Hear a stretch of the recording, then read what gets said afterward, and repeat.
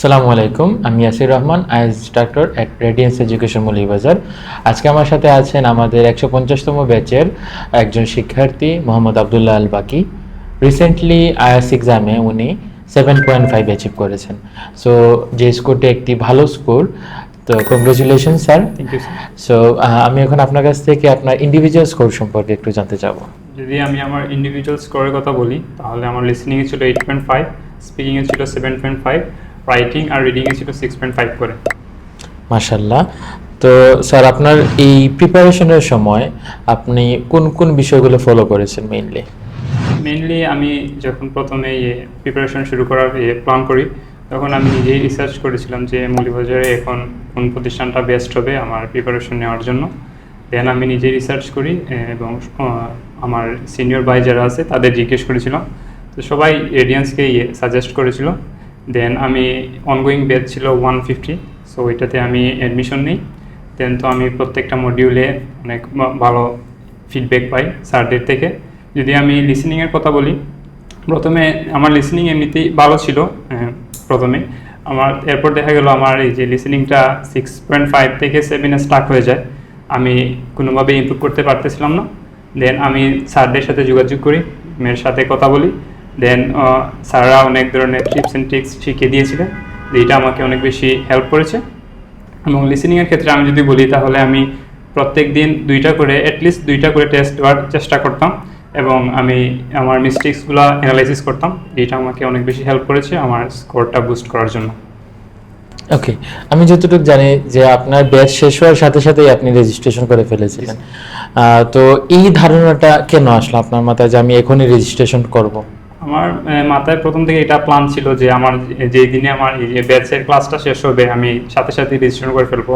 দেখা যায় এই যে ব্যাচ পরে যদি সময় বেশি গড়িমিশি করা হয়, তাহলে পড়ার ফ্লোটা চলে যায়।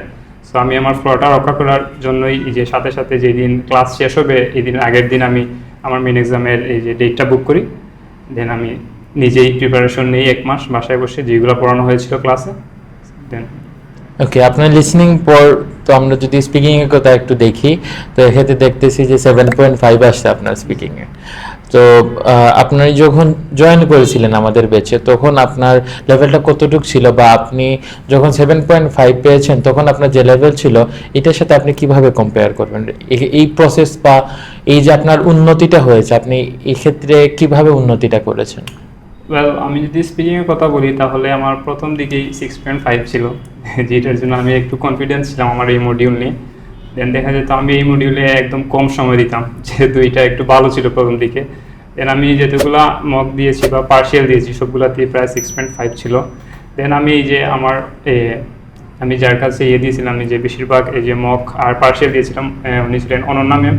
তো ম্যামকে আমার এই যে প্রতিদিন টেস্টের রেজাল্টের পর আমি ম্যামকে জিজ্ঞেস করতাম, ম্যাম এই যে আমার তো রেজাল্ট এই 6.5 স্টার্ট হয়ে আছে, এটা তো বাড়তেছে না, এটা বাড়ানো যায় কীভাবে? দেন ম্যাম আমাকে অনেকগুলো টিপস অ্যান্ড ট্রিক্স শিখিয়ে দিয়েছিলেন, যে সেন্টেন্সের স্ট্রাকচারাল ভেরিয়েশন কীভাবে আনতে হবে, কীভাবে সঠিকভাবে এটার ব্যবহার করতে হবে।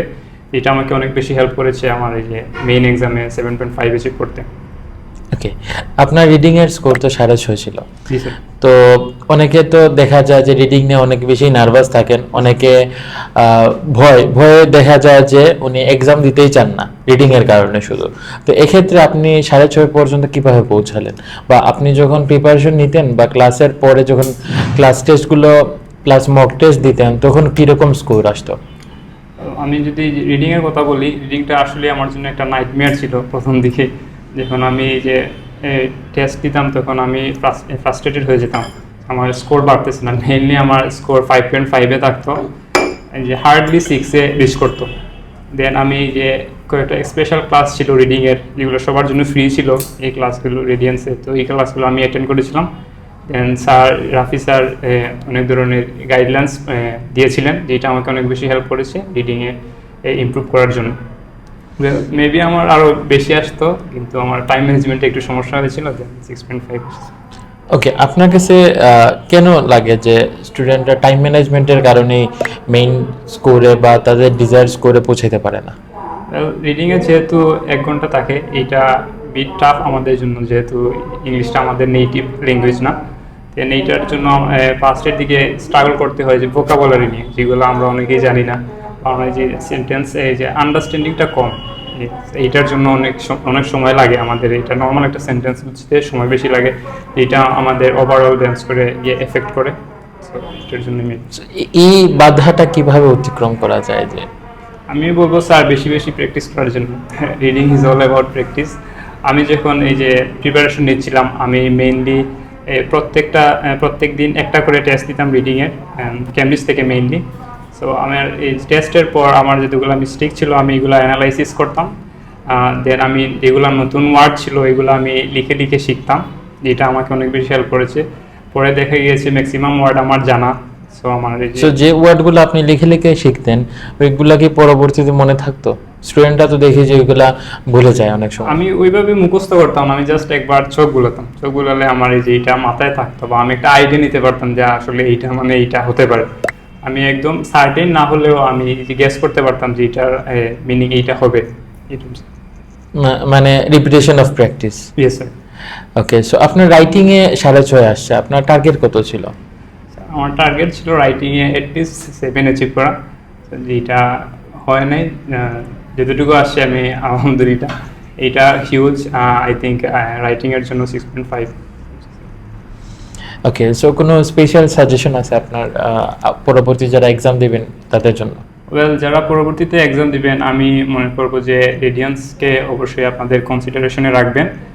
আমি বলছি দেখে না, আপনারা নিজেরাই রিসার্চ করতে পারেন বা অন্যদের জিজ্ঞেস করতে পারেন, কারণ অনেক এই যে থরলি স্যাররা ফিডব্যাক প্রোভাইড করে। মেইনলি রাইটিংয়ের ফিডব্যাকগুলো খুব বেশি ইফেক্টিভ ছিল।